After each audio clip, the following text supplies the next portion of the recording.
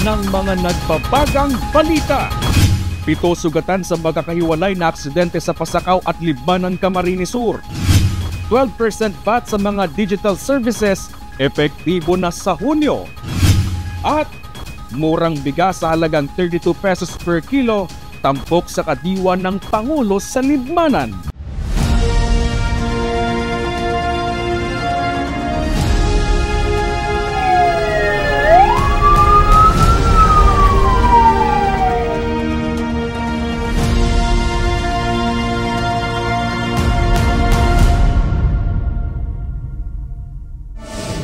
Magandang gabi, narito ang mga may init na balita sa Camarines Sur. 7 ang naitalang sugatan sa magkakahiwalay na aksidente sa kalsada sa Camarines Sur. Wing van at sedan nagkasalpukan sa Libmanan, habang tanker truck sumalpok sa pader matapos tumanong mawala ng preno. May ulat si Eli Balbin. 4 ang sugatan sa nangyaring salpukan ng isang wing van at sedan sa bahagi ng Maharlika Highway, Bicol, Libmanan, Camarines Sur madaling araw nitong Mayo 6. Sa lakas ng impact, mistulyang nayuping lata ang sedan na patungong Naga habang nahulog sa bahaging malapit sa kalsada ang truck na may kargang mga kopra na patungong Lucena. Isang wing van ang tumaob sa kahabaan ng Maharlika Highway, Barangay Bicol, Libmanan, Camarines Sur. Ayon sa pahinante ng truck, katatapos pa lamang nilang kumain at patungo silang Lucena. Nagulat na lang sila nang bigla na lang silang salpukin ng kotse. Natroma naman ang pahinante ng wing van na si Dominic Rapada matapos itong masugatan. Kwento nito, bigla na lang silang sinalubong ng sedan. Hindi kasi ako natulog, sir, kasi katatapos namin kumain. Kasi yung parang fresh pa kami. Yan lang talagang kotse na yan. Medyo kinakabahan lang kasi ko wala na siya.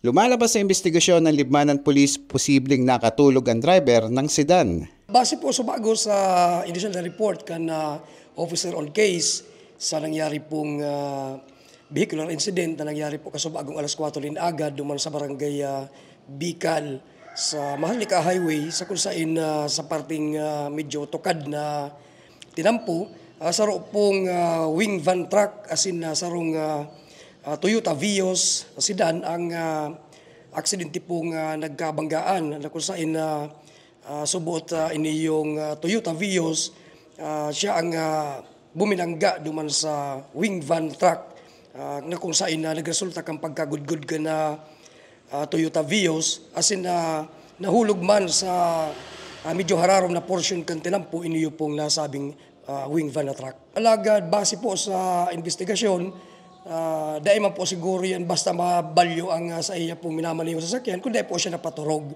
Paalala ng Libmanan MPS sa mga biyahero na kung inaantok, mas mainam na magpahinga muna at tumabi pansamantala upang maiwasan ang aksidente. Magdagdag lang po kita ng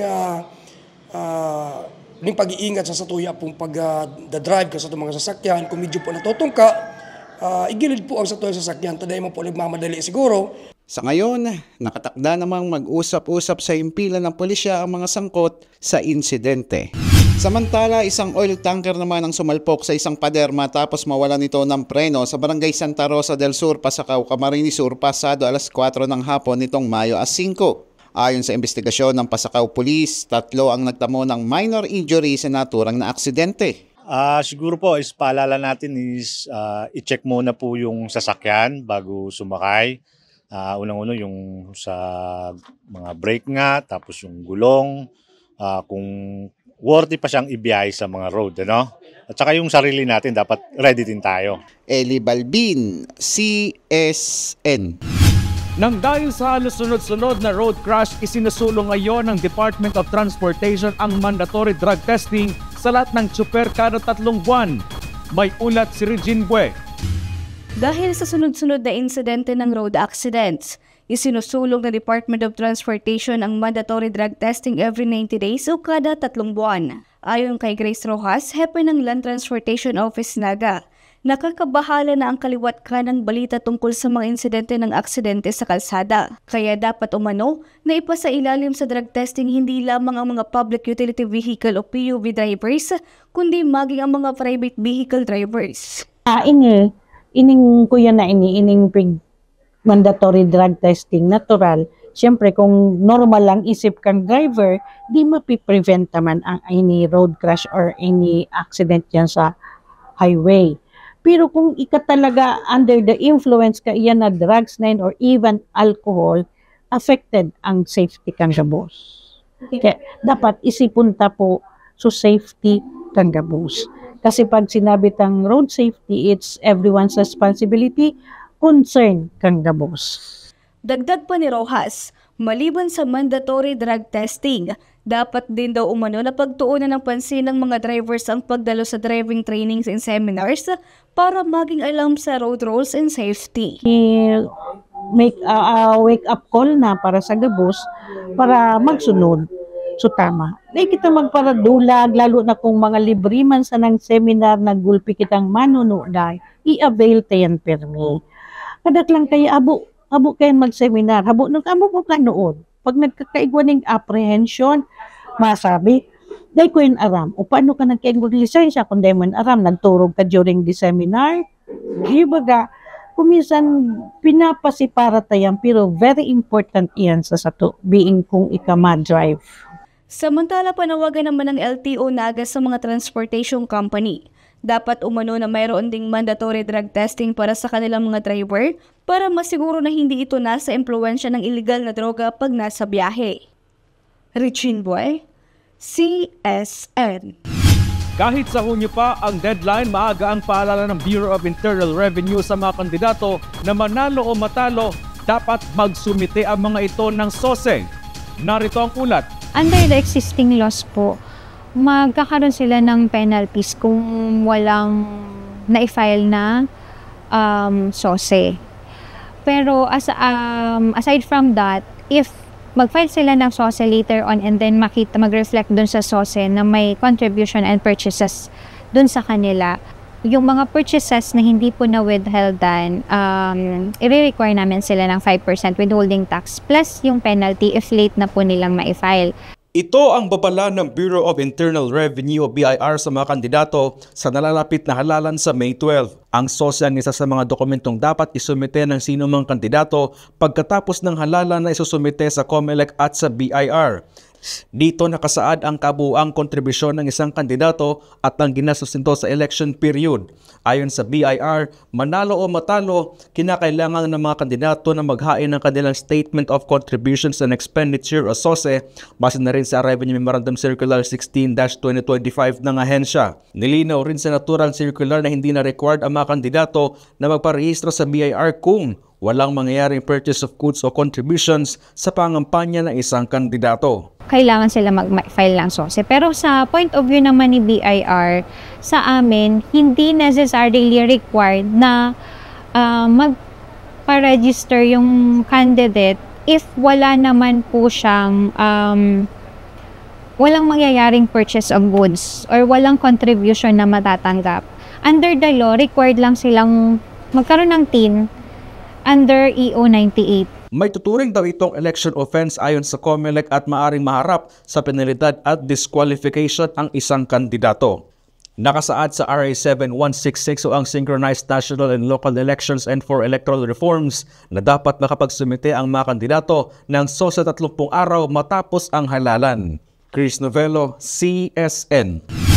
Wala nang isang linggo bago ang halalan, nag-inspeksyon na ang Bureau of Fire Protection sa mga eskwelahan na gagawing polling precinct, fire exits at wiring sa mga eskwelahan, isa sa mga tiningnan ng ahensya.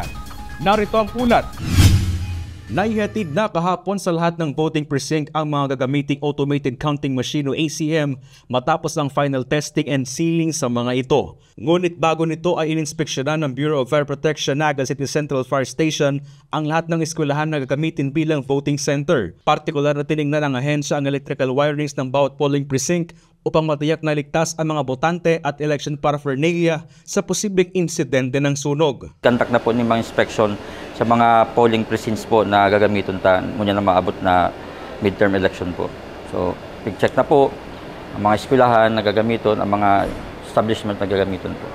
Magre-deploy din ng fire responders, fire trucks at iba pa sa bawat polling precinct ang BFP katuwang ang iba pang law enforcement agencies. Chris Novello, CSN. Simula sa June 1, papatawan na ng 12% VAT ang mga digital services gaya ng mga online streaming platform, online shopping, maging mga kumikita online. Reaksyon dyan ng publiko. Alamin sa ulat ni Darlene Lastrullo. Mahilig ka bang mag-binge watch ng mga movies at series? O kaya naman mahilig mag-add to cart sa mga online shopping apps at kumikita sa pagiging online freelancer? Ang mga online streaming platforms, online shopping apps at online freelancers, papatawan na rin ng buwis simula sa June 1 ayon sa BIR. Ayon sa ahensya, layunin ng bagong patakaran na mapalawak ang tax base ng bansa at tiyaking patas ang pagbubuwis sa lahat ng uri ng hanap buhay, kabilang na ang mga kumikita online. Kasama sa mga sakop ng bagong panuntunan ng mga freelance writers, graphic designers, online tutors, social media influencers, gamers, at pati na rin ng mga kumikita mula sa YouTube, Facebook, TikTok, at iba pang monetized platforms. Doon sa annual kick-off namin last March, and every week, every Wednesday, sinasama namin siya sa tax briefing seminar para sa mga new registrants namin para kahit papaano hindi sila magulat. Bakit ba nagkaroon ng changes sa subscription fees namin and bakit ba may additional payment na kami sa dating ganitong amount lang. So kahit papaano, kahit hindi sila directly affected, at least magkakaroon sila ng idea about this new law. Paalala ng ahensya, kailangan magparehistro ang mga online earners sa BIR, mag-issue ng resibo o invoice at magsumite ng regular na income tax returns. Hindi raw exemption ng pagiging side hustle o maliit na kita. Sa National Internal Revenue Code, regardless of the amount of income, kailangan registered ka as taxpayer. So walang limit, kumbaga walang minimum kung kailan dapat magre-register ka as taxpayer. Though magiging non-taxable ka kapag below 250,000, pero as long as may income na pumapasok, dapat registered po or may TIN ka as taxpayer. Para sa may hilig mag-online shopping na si Fatima Bel Castillo, kahit may dagdag na bayarin dahil sa bagong panuntunin, hindi naman daw siya gaano kaapektado rito dahil hindi naman daw problema ang pagtaas ng 12% VAT dahil mas gusto niya pang gumamit ng application na ito kaysa lumabas at bumili pa ng mga pangangailangan tulad ng make-up, pagkain ng kanyang pusa at iba pa dahil parehas lang naman ang gastos.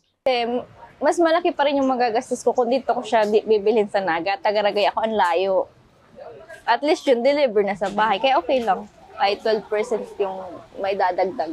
Samantala, nagkaroon at magkakaroon pa ng online education at orientation ng BIR para sa mga apektadong manggagawa upang maunawaan nila ang tamang proseso ng pagbabayad ng buwis. Since January po, nagkaroon kami ng massive information dissemination.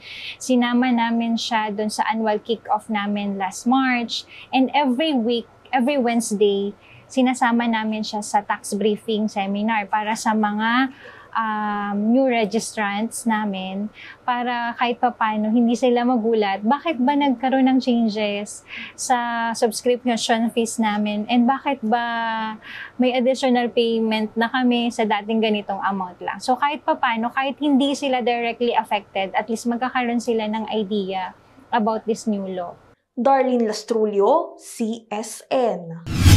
Patay ang isang babae sa Sangay Camarines Sur matapos umanong matrap sa nasunog na bahay. Habang sa Naga City, isa pang residensya nasunog. May ulat si Regine Bue. Hindi na pinalad pang mabuhay ang isang babae matapos itong matrap sa nasunog na bahay sa Zone 1 Santa Cruz, Barangay Patitinan, Sangay Camarines Sur, alas 7 ng gabi nitong nagdaang araw. Ayon kay Senior Fire Officer Christine Ayubo, ang officer in charge ng Bureau of Fire Protection Sangay, tinitingnan dahilan ng sunog ay ang naiwan umanong baga ng pinaglutuan ng pagkain ng biktimang si Araceli nasa tamang edad. Gawa sa light materials ang bahay nito, kaya madaling kumalat lumaki ang apoy. Pagtusay po, nakaiba po siyang sulok kasi po ano po siya, solo po sa harong may mental health condition po siya. May man pong harong na ibang nadamay kasi po very far po. Actually po ang neighbor niya is Itogang pero karayo po sa harong Kaptibak. Ayon kay Senior Fire Officer 3 Ayobo, lampas 1 oras bago na i-report sa kanilang istasyon ang insidente. Agad naman nila itong nirespondehan, subalit natupok na ang bahay at hindi na nailigtas pang buhay ang biktima na natutulog nang mangyari ang insidente. Kining insidente, lalo sinangyari po mani, solo siya tahagong, and then with mental, po siya po, health condition, siguro, family and relatives, siguro, iba yung pag-asikaso matkan,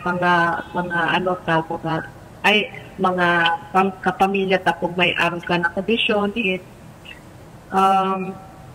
sa mga sa mga harong tapo, sana po mag-ingat po kita kasi sabi nga ni nagsisilita kita kan fire prevention month every March, pero that doesn't mean na pag-March lang kita magiging vigilant, magiging alerto kung ano man na pwedeng mangyari nakasulot. But sabi nga ni, fire prevention is everybody's concern and every day is fire prevention. Samantala sa Naga City, isang residensya rin ang nasunog sa Felloville Subdivision, Barangay Calawag, alas 3 ng hapon nitong nakaraang araw. Ayon sa Naga City Central Fire Station, under investigation pa ang insidente, pero isa sa itinuturong dahilan ng sunog ay ang overheated electric fan.